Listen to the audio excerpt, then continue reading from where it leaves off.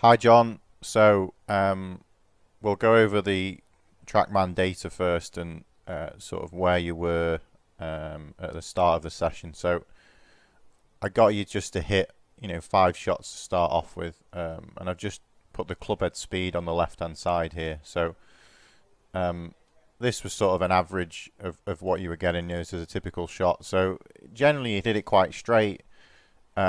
But the attack angle will be, you'd be very much down on the ball, and the main issue being that the loft was extremely low for a 7 iron.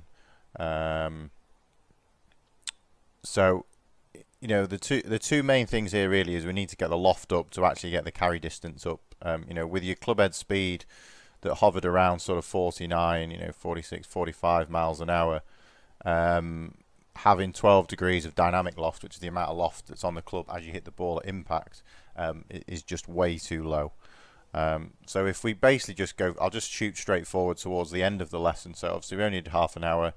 To go from an increase in club head speed from 45, up to sort of 62, or increase it really by sort of 12 miles an hour is fantastic. But the main thing being that we increased the dynamic loft. So for a 7 irons, for a player with much higher speed, 27 degrees of loft when you hit the ball might be considered a little bit too much. But by reducing that attack angle and obviously increasing the loft, the launch angle now significantly increases to sort of 21 degrees. If you go back to here, and again, it was a reasonable strike. But the ball was only carrying 45, and obviously then there's an extensive run out at 78, based on the landing angle being very low or flat, if you like. But to get the launch increase from sort of 8 degrees up to 21, you can see the difference in height now that you hit the ball, and obviously the landing angle massively increases as well. So I mean, you called it yourself. The most you'd ever really hit 7 iron is sort of 90 yards. So to get 30 yards as an increase is fantastic. So if we go a little bit more into how we did that and how it changed. So obviously on the left hand side here, we don't want to change loads. Some people look at the grip and think, wow, okay, that's terrible, and that's why the club face gets very closed at the top. But initially, just keeping it simple. We're not trying to reinvent the wheel at 80 years old. So as you took the club back, that would be the top of your swing. Okay, so if we just note how far the lead arm travels. Okay, so being honest, it doesn't even get close to being parallel to the ground. Okay, so in order for you to create any sort of speed, the angle that you have to introduce between the lead arm and the shaft now obviously increases, or kind of gets less, if you like.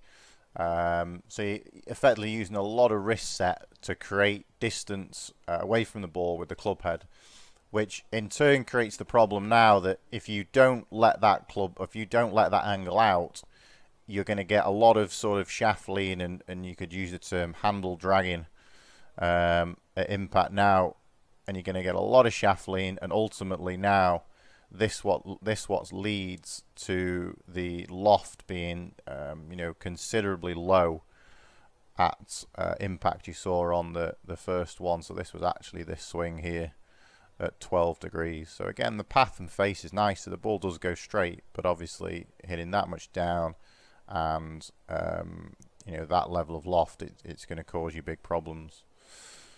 So let's put this back to the top. If you go to the one on the right hand side now, so this was this one here, okay, at 62 miles an hour, much higher loft, much shallower in the attack angle.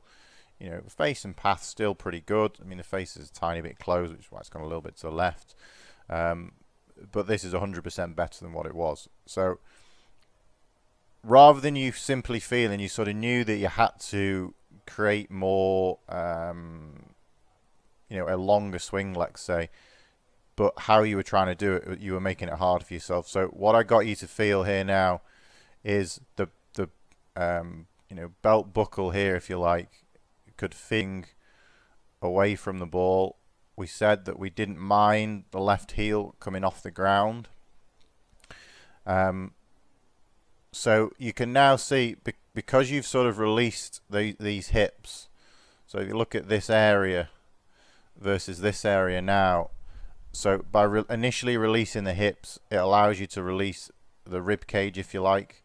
So again, if you 3D'd your shoulder turn or rib cage rotation on this one versus the one on the right hand side, it would be considerably more. You don't really need lines and stuff or a 3D measuring device, if you like, to see the difference between the body on the left versus the body on the right. And then ultimately what that then allows is this lead arm to travel further. Okay, so you can see the difference between before and after here.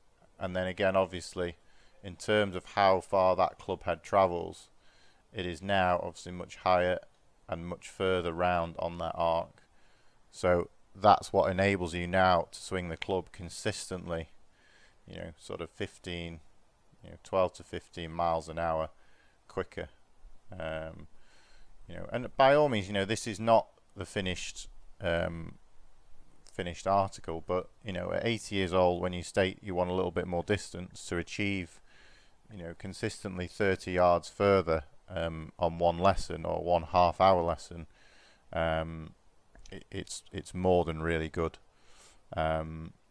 So yeah, that was just to kind of go over what we've done and what we've changed and what you're feeling, and again, I think there's still lots of room there for improvement, but a massive well done to achieve that so quickly during one lesson.